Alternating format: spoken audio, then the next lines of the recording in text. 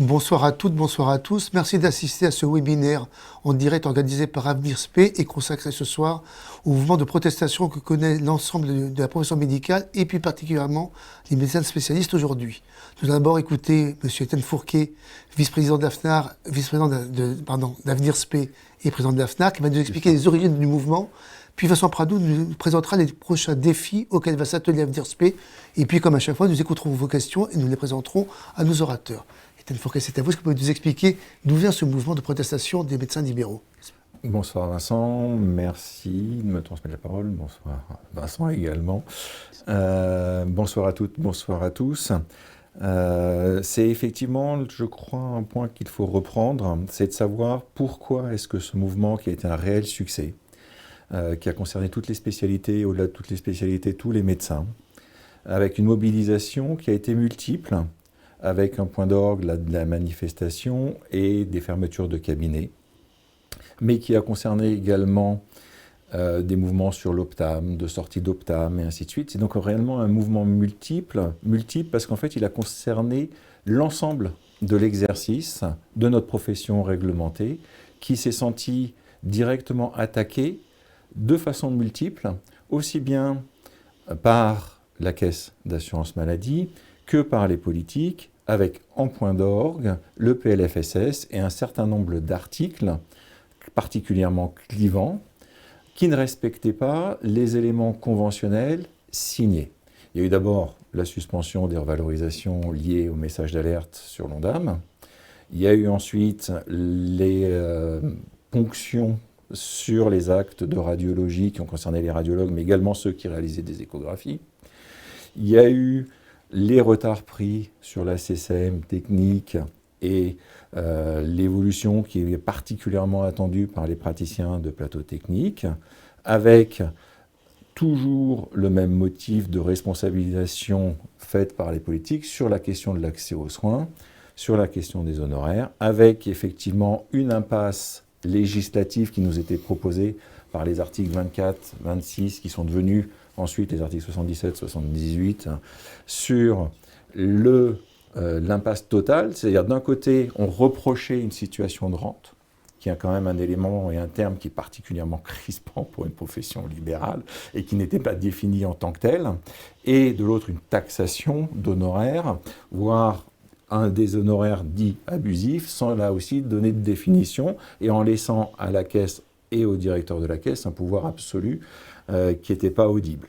Et donc, cette manifestation, ces actions qui ont été menées en parallèle, et les différents mots d'ordre qui ont été lancés par l'ensemble des syndicats, qui ont été rejoints également par la FHP et par d'autres syndicats, a permis de rendre visible ce ras-le-bol de la profession et surtout de faire comprendre ce message important et qui a été toujours porté, qui est toujours porté par Avenir SP, qui est de dire que on ne pourra pas se passer des médecins pour faire de la médecine, et ça ne se fera pas contre les médecins. Et donc, soit on considère qu'effectivement, ce qui est validé, signé, accepté, a une valeur, et à ce moment-là, on travaille ensemble, soit on s'oppose, et là, les gens se mobiliseront et descendront dans la rue. Et effectivement, le message est passé. Je pense qu'il a été enregistré par les politiques comme par le directeur de la caisse. Il est essentiel de garder en mémoire que le PLFSS est quand même passé, que les articles ont été votés et qu'on n'a que des engagements écrits, certes, d'une ministre qui a été réélue en tant que députée, donc qui reste en poste, et d'un directeur de la caisse qui est encore présent et qui, je pense, entend renouer le dialogue. Merci. Je vous rappelle que vous pouvez à nouveau poser des questions qu'on va prendre en direct. Auparavant, Vincent Pradou, vous êtes président d'Avenir SP. Où est-ce qu'on en est aujourd'hui? Quels sont les principaux défis qui s'offrent aujourd'hui à Avenir SP dans la perspective des prochaines semaines, voire des prochains mois? Alors bonsoir à tous. Oui, effectivement, enfin le mouvement a clairement mis en évidence l'impossibilité, l'impasse dans laquelle on était d'avoir une gouvernance de la santé qui se fait d'un PLFSS à l'autre sur des équations purement budgétaires. Et donc, la feuille de route du mois qui vient et l'expression de sortie de ce mouvement, c'est de changer cette méthode-là. Alors, il y a effectivement cette fameuse loi de finances qui maintenant est votée. Avant qu'elle soit votée, le travail et le lobbying syndical, et notamment celui d'Avenir SP, a permis de faire dégager un certain nombre d'articles qui étaient très coercitifs. Le fameux article était devenu l'article, entre guillemets, contre les rentiers, même si le terme peut être considéré comme a été rediscuté, mais peu importe, cet article-là avait été sorti. Beaucoup d'articles avaient été amendés, mais il reste effectivement dans ce vote-là 2 articles qui étaient des amendements, qui n'étaient pas des articles qui étaient portés par le gouvernement, la CNAM, mais qui ont été votés et qui donnent quand même un pouvoir au directeur de la CNAM pour intervenir dans la fixation de règlements tarifaires. Il s'est engagé à l'oral et à l'écrit de ne pas activer ces éléments-là. La ministre a fait la même chose. Les promesses n'engagent que ceux qui les croient. La vigilance syndicale des mois prochains et celle-là, c'est effectivement que ces articles-là, avec la promesse certes écrite maintenant, soient tenus, et surtout que dans le prochain vecteur législatif qui le permette, ces articles-là soient abrogés. Après, il y a la loi et il y a l'esprit de la loi. Si la loi a été votée, l'esprit qui a amené la loi, il reste. Et on a actuellement en gestation au Parlement des lois qui vont revenir sur le devant de la scène. Celle sur des déserts médicaux, il y a des choses qui se préparent sur les encadrements horaires sur des différents secteurs. Les sujets ne sont pas clos. Et la force du mouvement, c'était de dire, certes aux ministres, certes aux directeurs de la CNAM, mais aussi aux députés, arrêtez de faire n'importe quoi. Et syndicalement, les mois qui viennent vont nous conduire à une extrême vigilance sur ces sujets-là. Et il est clair que dans le débat, le patron de la mutualité française a mis une pierre dans le débat il n'y a pas très longtemps. Les discussions, nos camarades du bloc, leur exil bruxellois, ont porté un certain nombre de propositions. Toujours est-il que les discussions sur les compléments d'honoraires, sur l'accès aux soins sur ce sujet-là, va rester dans le débat. Il va l'être un peu dans le débat municipal, mais il va l'être pour le débat pour la présidentielle l'année prochaine. Et dans les mois qui sont devant nous, il faudra être vigilant et force de proposition sur ces sujets-là, parce que ces sujets-là ne sont pas évacués. C'est une des premières vigilances qu'on doit avoir dans les mois qui viennent. La deuxième, qui est un chantier qui est extrêmement important pour les spécialistes, c'est la fameuse révision de la nomenclature, de la CCM. À force d'en parler, on se dit que ça ne va jamais arriver, donc ça avance, mais il est clair que pour quelque chose qui devait être sorti, ficelé en 2026, là on est sur un calendrier qui nous amène en 2027, j'ai tendance à dire au minimum. Et donc les travaux, maintenant on va rentrer dans le dur, puisque spécialité par spécialité, les hiérarchisations ont été faites, mais là on va arriver sur ce qui va permettre de coefficienter et finalement de déterminer le prix des actes. Et ces sujets-là ont trait au coût de la pratique. Et dans les reprises de négociations, de discussions avec les autorités, principalement la CNAM en l'occurrence, la méthode, la façon de déterminer le coût de la pratique est un élément essentiel. Parce qu'on comprend bien que c'est vraiment un nœud gordien des choses. Plus vous avez des actes qui sont proches de leur coût réel, moins vous aurez de dépassements d'honoraires et moins vous aurez de députés qui auront envie de réguler ça. Donc le chantier majeur intellectuel, mais qui va nous conduire encore pendant plusieurs mois, et où il faudra être extrêmement actif et vigilant, et on aura aussi besoin de tant de neurones médicales pour nous aider dans ces sujets-là, c'est cette fameuse révision de la CCM. J'oublie pas bien sûr ce qui a trait au fameux plan imagerie, c'est-à-dire les 300 millions que les députés en 2025 ont voté à venir prendre dans la poche d'un certain nombre de spécialités. Un certain nombre, une partie de ce plan a été activée au 5 novembre. L'autre partie doit s'activer progressivement juillet 2026, juillet 2027. Dans les clauses de rediscussion, on a clairement demandé à ce que, et au ministre et au directeur de la CNAM, que ces discussions-là se reprennent autour de la pertinence et de la qualité des soins, et que cette exécution du plan soit soumise à un moratoire, ou tout du moins qu'on puisse influer sur son exécution, parce que une régulation budgétaire purement neuve ne changera pas grand-chose à l'équilibre du système. Il faut vraiment travailler sur la seule chose qui compte et qui fera des économies sur le long terme, qui est la pertinence et la qualité des actes. Dernier point, pas dernier point, mais autre point que l'on a devant nous, c'est l'Optam. Alors on revient sur des éléments de tarification.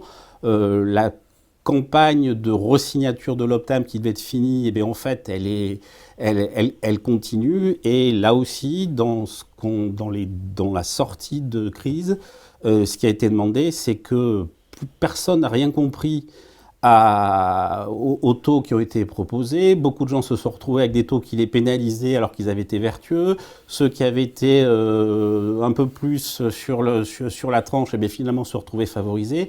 Donc globalement, quelque chose que plus personne ne comprenait, qui est vécu comme discriminatoire. Donc là aussi, dans la reprise des discussions et la vigilance qu'on doit avoir, c'est sur ce point-là, on doit avoir si ce n'est une remise à plat complète maintenant, mais il faudra qu'elle existe. C'est probablement difficile de la faire décorrélée de la sortie de la nomenclature dont on parlait tout à l'heure, mais au moins que de manière symbolique et forte, il y ait des choses qui soient faites. C'est un élément important qu'on a demandé à nos tutelles, on va dire ça comme ça. Et puis finalement, globalement, ce que l'ensemble du corps médical a demandé, c'est qu'il y ait un respect de la parole, de ce qui est écrit, et surtout qu'on ait des discussions et des arbitrages politiques des choses, et pas simplement des arbitrages budgétaires d'une année sur l'autre. Et donc on est extrêmement attaché dans la manière dont vont se retisser les choses, que les méthodes qui ont braqué tout le monde soient du passé, et qu'on aille beaucoup plus dans du travail de fond, avec des diagnostics partagés, avec des diagnostics partagés qui soient moins unilatérales et descendants. La méthode compte autant que la forme dans les semaines qui viennent. Je vous rappelle qu'évidemment, vous pouvez poser des questions. Pour l'instant, on attend toujours vos questions. Je reviens sur cette question de la méthode. Quelle serait, selon vous, très concrètement, la meilleure méthode possible pour réengager le dialogue? Alors, je pense que l'un des exemples caricaturaux, c'est qu'il y a...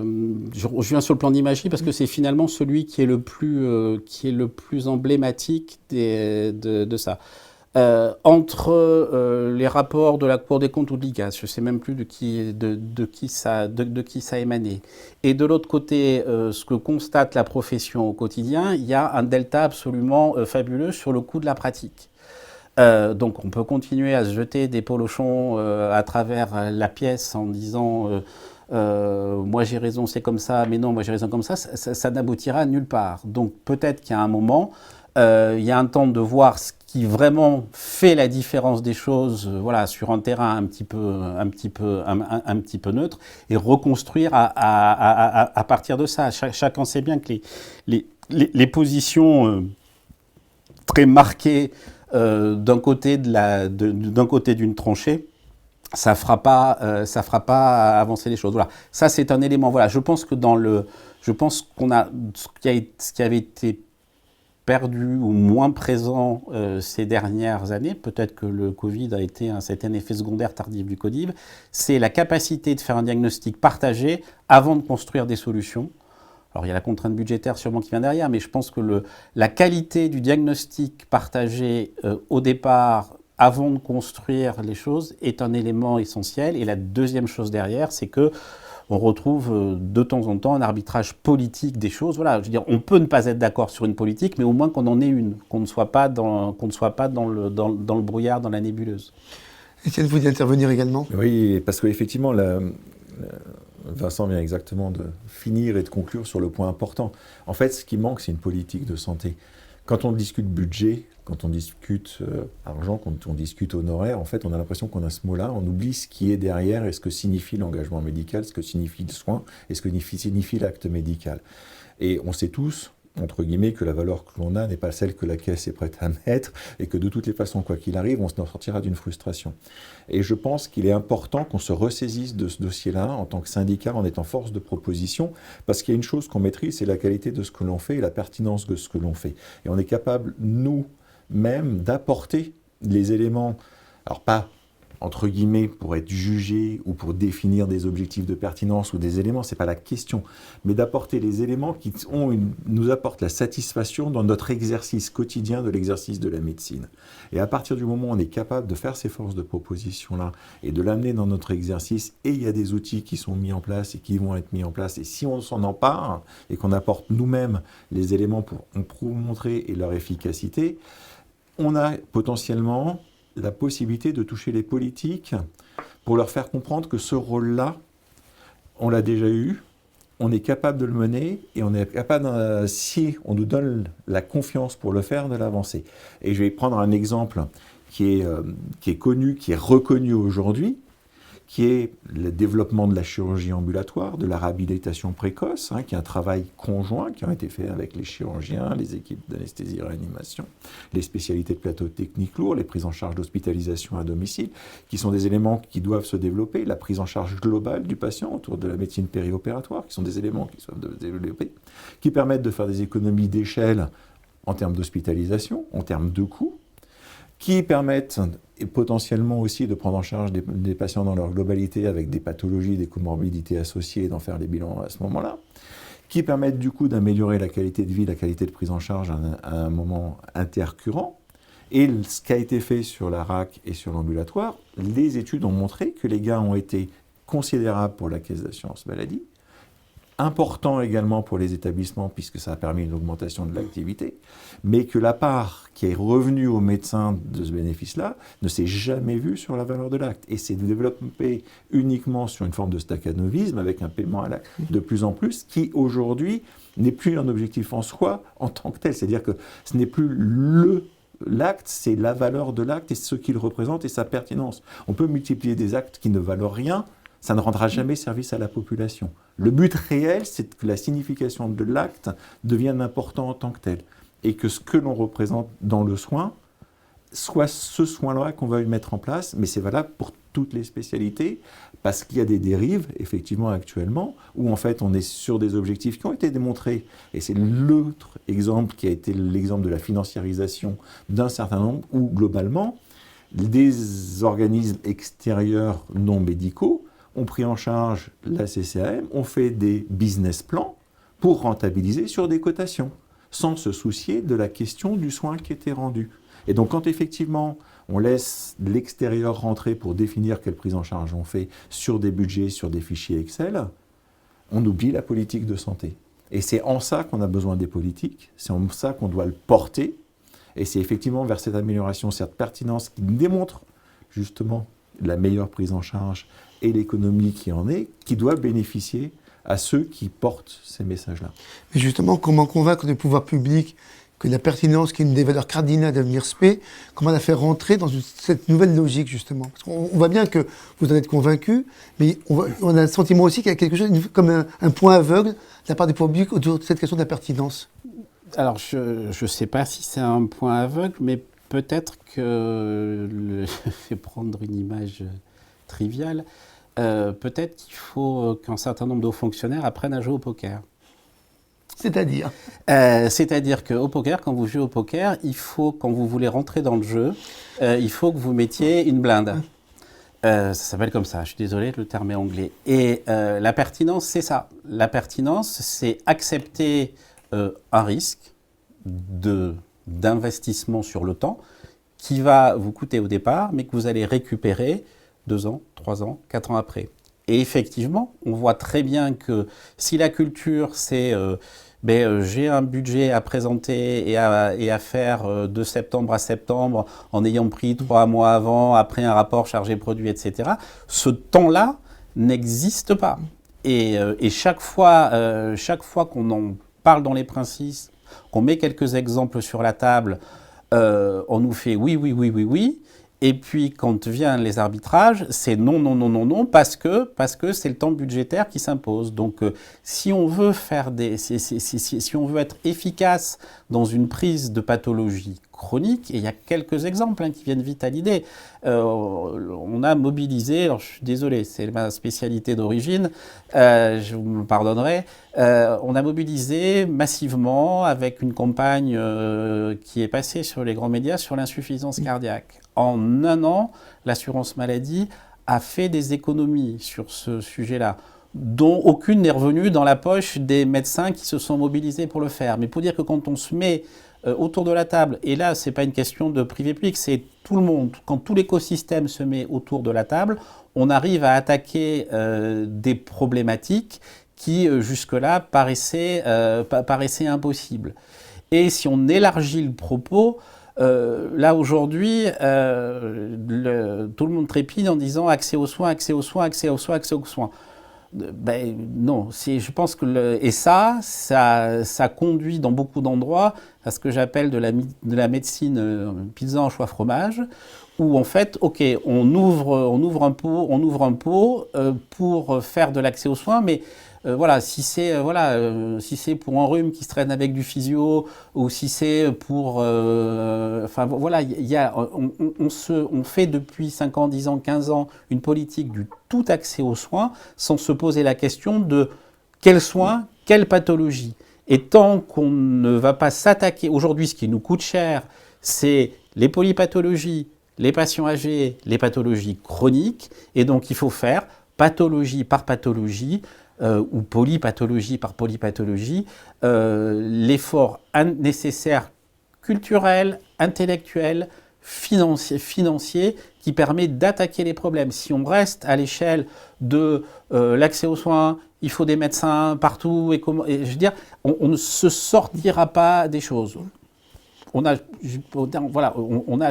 des cohortes de diabétiques, on a des cohortes d'insuffisants rénaux chroniques, on a de plus en plus des pathologies cancéro qui se chronicisent, ce qui est une bonne chose, mais il faut qu'on adapte notre manière de le faire, et ça ne se décline pas en accès aux soins, et ça se ne décline pas en hypertrophier sans arrêt des services d'urgence ou du recours à l'urgence qui immobilise beaucoup de sommes, beaucoup de personnes, et finalement qui n'influe pas sur la prise en charge et sur le coût global de la santé. Mais on voit que c'est une question quasiment de pédagogie de l'ensemble des usagers. Alors, on peut imaginer que ça pourrait être du ressort des pouvoirs publics. En même temps, on voit bien qu'en termes de politique conjoncturelle, c'est un peu compliqué. Quel pourrait être justement l'apport spécifique d'Avenir SP ou des spécialistes libéraux pour éduquer de grand public, expliquer ce que vous venez d'expliquer là? Alors, je vais faire... je veux dire, quand vous avez une pathologie... Alors, je veux dire, quand vous avez une pathologie grave d'organes, une insuffisance rénale, mais voilà, je veux dire, l'écosystème, il doit s'organiser autour de ça. Et autour de cette pression-là, puisque c'est ça là qui est déterminante sur l'évolution de la maladie. Et puis, donc c'est le patient qui est au centre, c'est pas un médecin qui est au centre, c'est le patient qui est au centre. Et on construit cet écosystème-là autour. Voilà, c'est changer l'optique par laquelle on le regarde. Ça impose de travailler avec les patients, ça impose de travailler avec les établissements, ça impose de travailler avec le médico-social, ça impose de travailler avec l'HAD, ça impose de travailler probablement avec des financeurs. Mais encore une fois, c'est attaquons les problèmes par pathologie ou impact de la pathologie et pas par je préconfigure un système mais dans lequel personne ne va ou s'il y a que les Happy Few qui y va. Typiquement, actuellement, on construit beaucoup de lignes Maginot qui ne vont pas servir. Alors, première question justement de ceux qui nous écoutent, quelle est la possibilité de faire participer les représentants syndicaux à la définition des méthodes d'analyse? En gros, quel pourrait être le rôle d'Avenir SP dans cette co-construction, justement, d'éléments qui pourraient servir de base après aux futures discussions? Alors, c'est une vraie, c'est la vraie question qui est en cours. Donc, effectivement, on est en train de chercher des ressources d'économistes de la santé, de sociologues pour nous aider dans ces réflexions-là. Après, fort heureusement, on a un système d'information en France qui fait que les bases de données sont de plus en plus ouvertes, mais c'est pas parce qu'elles sont ouvertes qu'on sait facilement les interpréter. Donc là, c'est comme toujours, il faut que chacun arrive avec, on peut avoir des sets de données, mais il faut que chacun ait les capacités de les analyser et les produire. Et pendant, je pense, un peu trop longtemps, on s'est contenté du prêt-à-manger qui était donné par la haute administration et on ne faisait pas le travail intellectuel d'aller sur leur terrain. Et donc, pour moi, ce que je vois, mais c'est pour Avenir SP, mais pour beaucoup de travail conceptuel, c'est de se donner les moyens d'analyse de données, d'analyse sociologique et d'analyse d'économie de santé pour étayer nos propositions plus souvent qu'elles n'ont pu l'être par le passé, où elles étaient souvent plus en réaction que complètement construites. Je pense qu'aujourd'hui, c'était compliqué tant qu'on n'avait pas accès à des données fiables, étayées. Aujourd'hui, je pense que ces données-là sont travaillables, mais c'est un vrai travail, et c'est un vrai travail où chacun peut venir porter sa pierre intellectuelle. Ça veut dire s'emparer du sujet en réalité. C'est exactement ça. Okay. Étienne, oui. Oui, c'est exactement ce que je souhaitais dire, c'est que globalement, le rôle de chacun dans la définition des indicateurs. Il y a plusieurs plans. Il y a la question quand la pathologie arrive, mais il y a aussi tout le travail de prévention préalable et de la bonne santé et de la personne en bonne santé. On a un des plus mauvais indicateurs d'Europe, malheureusement, sur les gens en bonne santé, un indicateur de bonne santé. Et donc, il y a tout ce travail-là qui est vraiment dans des prises en charge globales, qui est essentiel et qui a aussi un rôle important de prévention à faire et d'éducation à la santé. Et les politiques de santé doivent s'en emparer, parce que c'est effectivement, certes, on peut le faire dans le cabinet individuellement, mais avant de toucher l'ensemble de la population, ça met toujours du temps. Ensuite, sur la pratique de l'exercice, il y a tout ce qui est indicateur.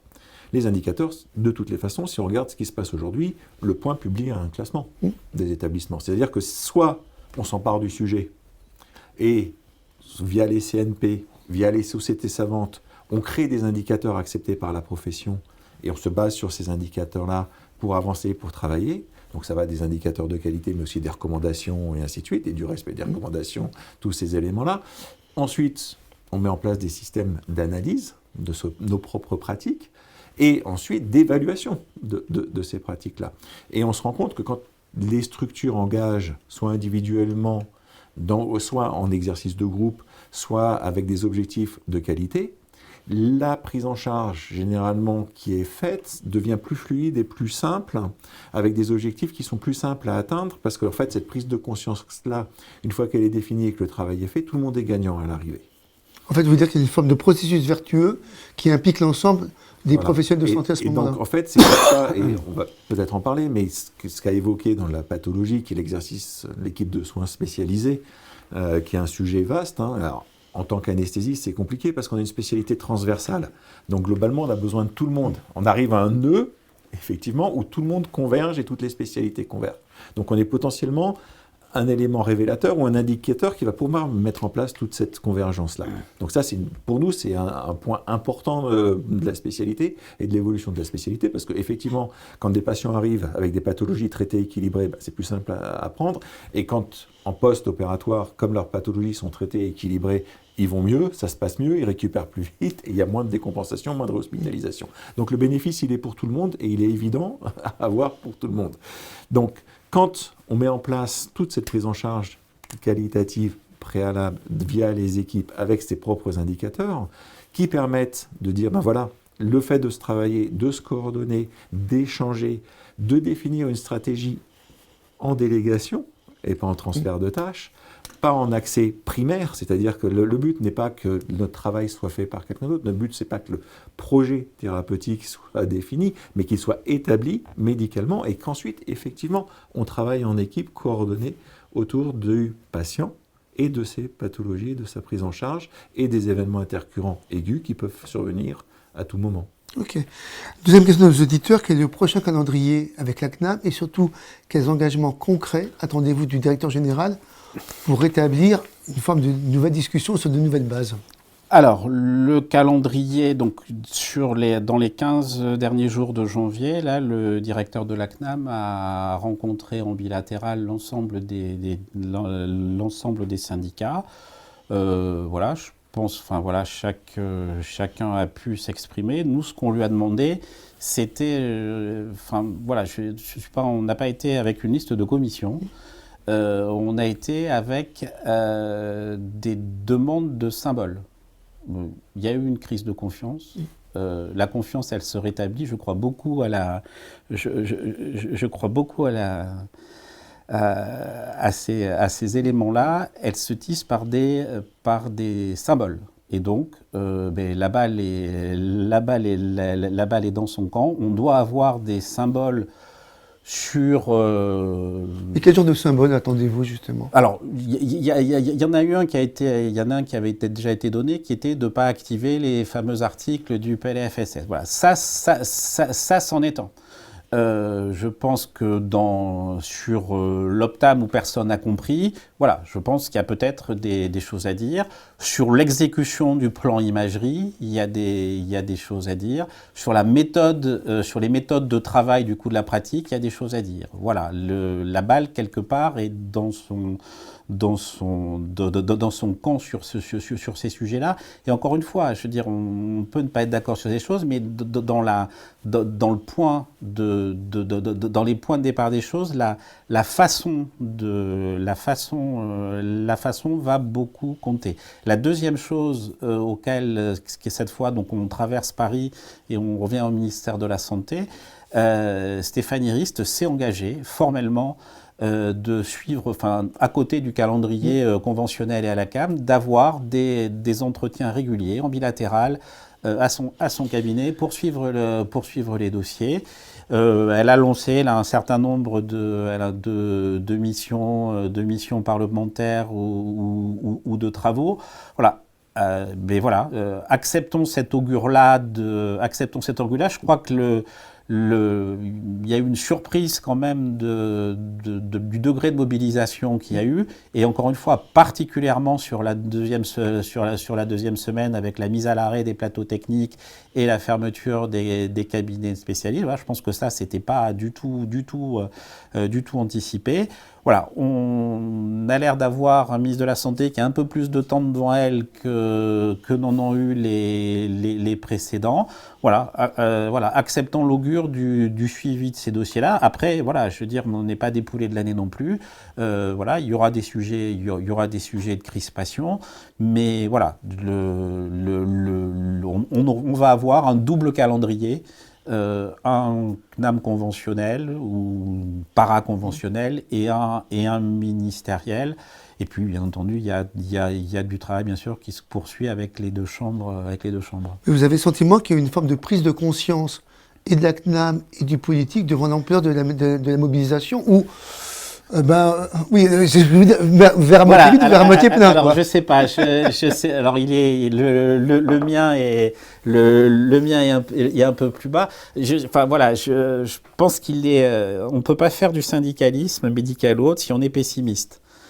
Sinon, on reste dans son lit et puis on hausse les épaules en disant à quoi bon. J'ai vu beaucoup de gens, beaucoup de nos collègues qui se sont réveillés ces dernières semaines et ces mois et qui se sont mobilisés comme jamais et qui sont venus, et la participation au webinaire de ce soir en témoigne, et d'une manière générale, les médecins rediscutent beaucoup de sujets socio-professionnels et je trouve que c'est une bonne chose. Je crois, j'ai la faiblesse de croire, mais je mettrai mon bonnet d'âne si ce n'est pas le cas, que ça a été entendu au moins pour quelques semaines de l'autre côté de la table. Voilà, mais j'irai pas au-delà de ça. Alors justement, c'est une des questions qui vous est posée. Si d'aventure, il se trouvait que ces sujets revenaient sur la table de façon négative, c'est-à-dire qu'on revenait en arrière, quelle forme imagineriez-vous que prendre un nouveau mouvement de protestation ? Alors, j'ai pas ma boule de cristal. Je pense que ça serait nécessairement différent de celui qui vient de celui qui vient de se passer. Et encore une fois, tout dépend d'où viendra l'écho, sur quelle thématique ça se portera. Voilà, je pense que si voilà, un scénario de volonté de régulation massive des compléments d'honoraires se présentait, je pense que c'est une menace globale pour la convention médicale et pour le système de santé. Donc je pense que ça s'exprimerait, voilà, je pense que ça s'exprimerait d'une manière probablement différente. Ça là, mais je crois aussi que les citoyens vont avoir, je crois, et c'est pas ça, et je crois qu'il faut que les citoyens s'emparent du sujet. Je suis assez content de voir que la santé est remontée dans les sujets de préoccupation des Français. Ça doit le rester. Et encore une fois, on ne va pas faire du corporatisme en disant, voilà, je veux dire, on est des syndicats médicaux, donc on défend les médecins, mais je crois que c'est un sujet qui doit se traiter à l'échelle de la nation. Qu'est-ce qu'on veut payer? Pour qui? Pour quand? Combien de temps? Voilà, c'est des enjeux qui dépassent le monde en santé. Donc le mouvement, je ne sais pas, ça dépendrait de sur quoi ça. Quel est ce qui est devant? Okay. Une question maintenant, parce que vous n'avez pas de l'Optam, une question sur l'Optam. Donc, quelle perspective sur l'Optam, et notamment pour les médecins qui en sont sortis, comment faire? Est-ce qu'il faudrait qu'ils attendent 2 ans pour revenir dans l'Optam? Alors, tu veux pas y répondre, Étienne? Non, c'est bon. Joker. Non, c'est bon, je vais le faire. Et tu compléteras. Voilà. Je pense qu'on va pas vers un RAZ de l'Optam. Je pense qu'il va y avoir, enfin voilà, je crois fortement qu'il va y avoir du desserrage, il peut y avoir du desserrage d'anneaux. Après, je pense que c'est un système, ça devient un élément crispant du système. Donc si ça devient un élément crispant du système, ça dit quelque chose et ça veut dire que cliniquement le concept est mort. Donc il faudra en changer le nom, probablement. Oui. Voilà, c'est un vrai sujet. Je pense que ça dépasse ce sujet-là. Hein, il ne peut pas se traiter sans la CCM. Oui. Et particulièrement pour les spécialistes. Donc il y a besoin d'une refonte un peu, voilà, et je pense qu'on n'a pas été bon. Hein. On peut prendre aussi notre part dans ce qui s'est fait. Je pense que dans la convention, je pense que il y a des éléments qui n'ont pas été complètement anticipés, mais bon, ça fait partie des choses. Mais Étienne, tu as sûrement des éléments complémentaires. En fait, l'Optam en lui-même, c'est par définition la relation de confiance absolue. C'est-à-dire qu'elle nécessite que les parties s'entendent. Ça nécessite aussi que ceux qui ont créé l'Optam ont compris comment il fonctionnait et que, par définition, et c'est là aussi le temps conventionnel a été particulièrement... Ce qu'il faut savoir, c'est que cette convention qui a débouché il y a maintenant 2 ans, d'abord, le 100 ans d'application, elle est particulièrement long. La première convention n'a pas abouti. Et donc, le temps d'Optam et le temps de revoyure, il date d'il y a 4 ans. C'est-à-dire que les retards qui ont été pris sur l'Optam, sur des engagements qui étaient essentiels, de confiance, n'ont pas été tenus. Donc aujourd'hui, l'Optam est totalement caduque dans sa façon de faire. C'est-à-dire que si on n'arrive pas à se mettre d'accord, si on n'arrive pas à avancer, si les travaux ne se font pas, ou si la Caisse l'utilise comme un élément de modération budgétaire, ça ne passe pas, c'est pas ça. L'objectif, c'est qu'effectivement, il y ait une valorisation des actes cohérente, qui correspondent à tous les éléments du coût de la pratique, et ainsi de suite, et qui permettent à la fois de satisfaire et de maintenir les revenus des praticiens, mais également de prendre en charge de façon correcte et satisfaisante les patients sur les questions des honoraires et des coûts. Donc cet élément-là, il a été rompu brutalement. Et ça s'est aiguisé avec 2 éléments, le retour d'une inflation majeure et une augmentation majeure des charges.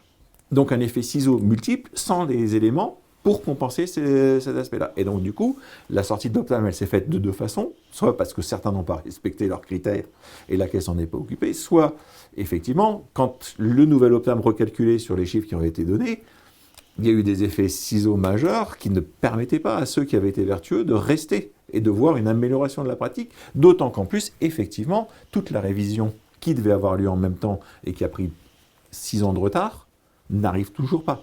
Et on est effectivement à la première phase, la deuxième phase n'est pas encore sortie, et les questions des coûts de la pratique vont ressortir.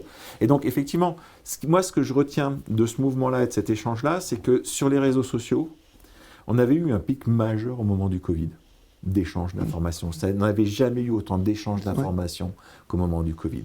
J'ai retrouvé la même fièvre, sans vaccin, et sans piqûre douloureuse, au moment de ce mouvement-là. Et ça a permis d'échanger des informations, alors qu'on échangeait des informations médicales. Là, on a permis d'échanger et d'informer sur la pratique médicale, sur la gestion de nos cabinets, sur la relation patient, sur la valeur de l'acte.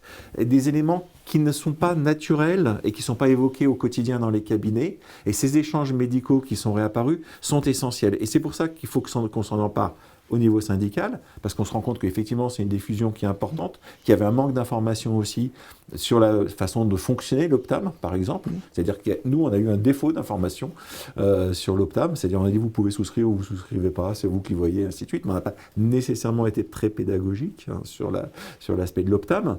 Mais par contre, les échanges ont permis de combler. Donc effectivement, le rôle syndical, le rôle des échanges, le rôle d'information est essentiel dans les transmissions et il faut maintenir cette activité-là. Ça nous a permis aussi, et c'est une satisfaction, de comprendre et de faire comprendre que le rôle du syndicat et d'être syndiqué est important pour se faire entendre, pour se faire comprendre, pour organiser les mouvements et être cohérent dans ces mouvements. Mais justement, on a le sentiment qu'au-delà de l'Optam, il y a une véritable crise de confiance entre les médecins libéraux d'un côté et les pouvoirs publics et la CNAM. Du coup, j'ai une double question. Comment rétablir cette confiance? Ou faudrait-il imaginer d'autres modes de contractualisation, par exemple des échanges plus bilatéraux entre vous et la CNAM? Est-ce qu'il faudrait essayer de travailler autrement ou pas? Alors, je pense, là, pour le coup, on est reparti sur... Alors là, il n'y a pas de réouverture de négociations conventionnelles au sens strict du terme avec une lettre de cadrage de la ministre. Donc on n'est pas du tout dans ça. Et donc justement, là, ce qui se met en place, c'est des réunions de travail, c'est beaucoup de bilatérales ou du tri... Enfin voilà, je veux dire, on en revient à ce que je disais tout à l'heure. Le diagnostic partagé et le travail de fond en amont, ça paye toujours. C'est pas, je veux dire, c'est pas facile à afficher, c'est pas facile à mettre dans un tweet, mais ça paye. Enfin, je veux dire, ça paye sur le, ça paye sur le long terme. Donc là, oui, il y a du travail de fond à faire, et puis il y a quand même l'idée que politiquement, il faut que pour la loi de programmation. Alors on a un Premier ministre qui avant, sauf erreur de ma part, était le ministre des Armées et qui a fait un plan pluriannuel qui court, je crois, jusqu'en 2035, voire 2040, qui sont le temps d'investissement des armées. Et il n'est de secret pour personne que mon ami d'enfance, qui est quasiment mon frère, avec qui j'ai grandi, est un vice-amiral actuellement, et qui sont globalement plutôt contents de cette chose-là. Mais j'ai envie de dire, monsieur le Premier ministre, ce que vous avez fait pour les armées, alors même si on considère que là on est dans un entre-deux politique parce qu'il n'y a pas de majorité, mais peu importe, parce que je ne suis pas sûr qu'on ait une configuration politique à l'Assemblée complètement différente dans un an, et il y a quand même dans le domaine de la santé la loi de santé, avec ses défauts, ses qualités, elle a été votée. Donc, il y a quand même, je pense, une voie une voie de passage de travail en commun, de mettre un temps un petit peu plus long que d'une PPL à l'autre. Mais c'est valable pour tous les politiques et ministres, mais plus ceux que l'administration pour le coup. Étienne ? Oui, et je pense qu'on a tous en tête des états généraux, entre guillemets, de la santé et ainsi de suite. On sait que le temps politique actuel ne le permet pas. C'est une évidence. Par contre, ce qui est important, c'est que le jour où potentiellement ça arrivera, on soit prêt. Et qu'on sache déjà ce qu'on défend et ce qu'on va porter. Et c'est pour ça que les échanges qu'on a au sein d'Avenir SP, qui est vraiment polycatégoriel, toutes spécialités confondues, l'ensemble des spécialités sont représentées, permet justement de construire ensemble ce qui sont les dénominateurs communs de notre exercice, et en même temps de voir quelles sont les spécificités dans chaque spécialité, et de le porter.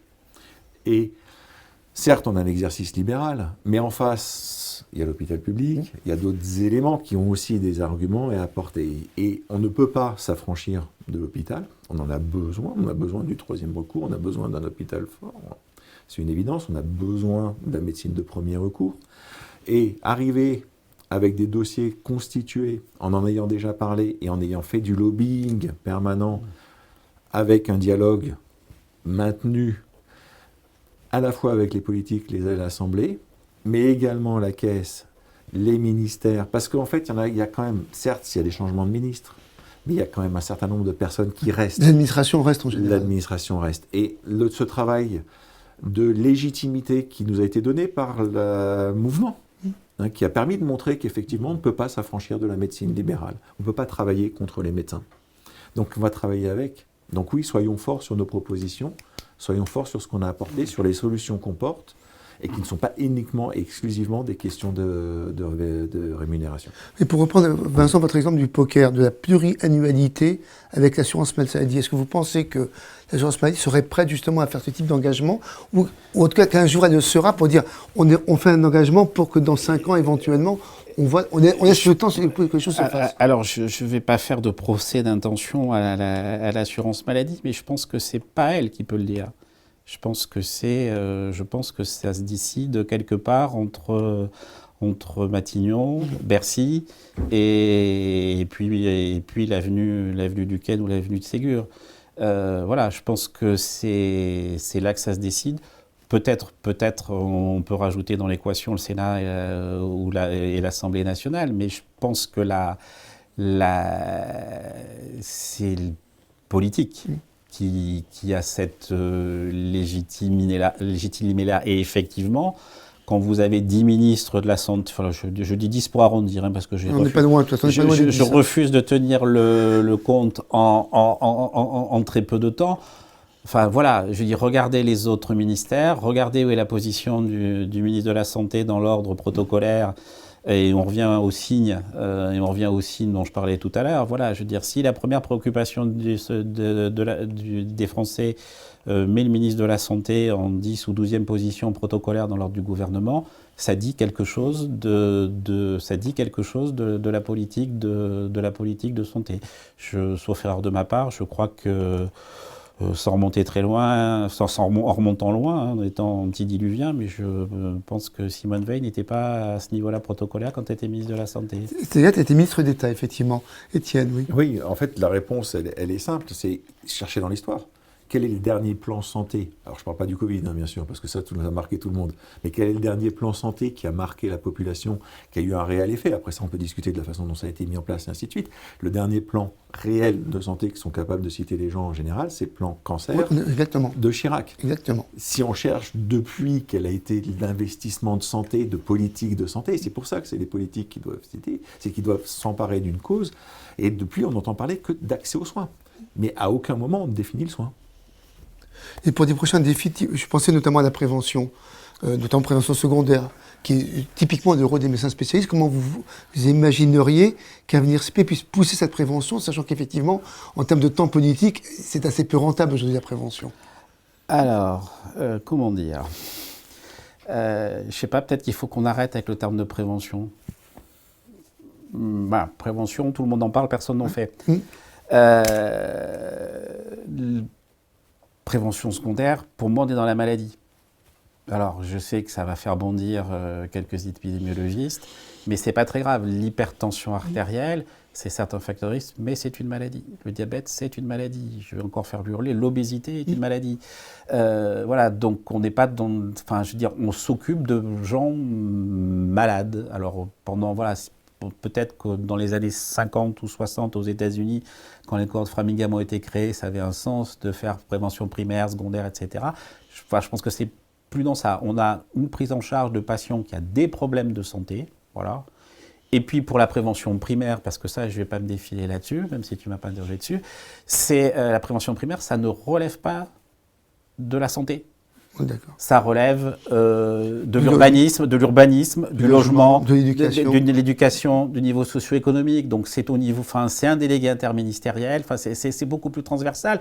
Et le ministre de la Santé, il peut avoir un avis technique sur quelque chose, mais arrêtons de mettre dans les pattes des médecins la prévention primaire. Ce qui impacte, c'est des déterminants sociaux. Culturel, économique. Voilà, donc c'est sur ces éléments-là qu'il faut agir.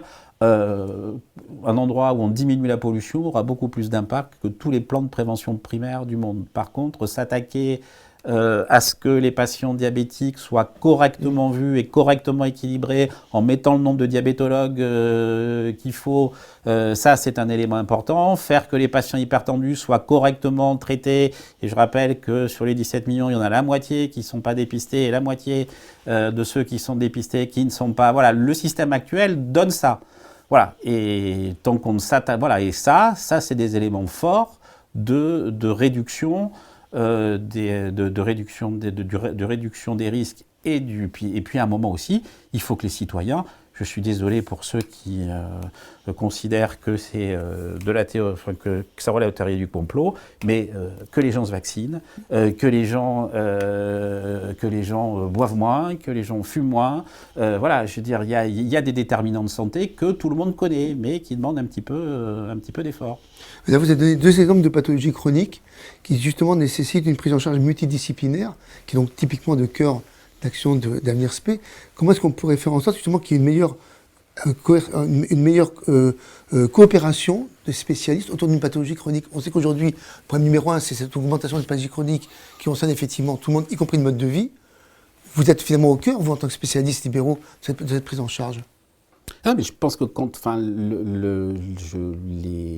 alors, ça peut se faire à l'échelle je pense qu'il faut sortir aussi d'une logique d'établissement pour faire ça. Les patients, ils sont hospitalisés 1% du temps, 0,5% du temps de leur vie. Donc, je veux dire, la prise en charge, elle doit être ambulatoire.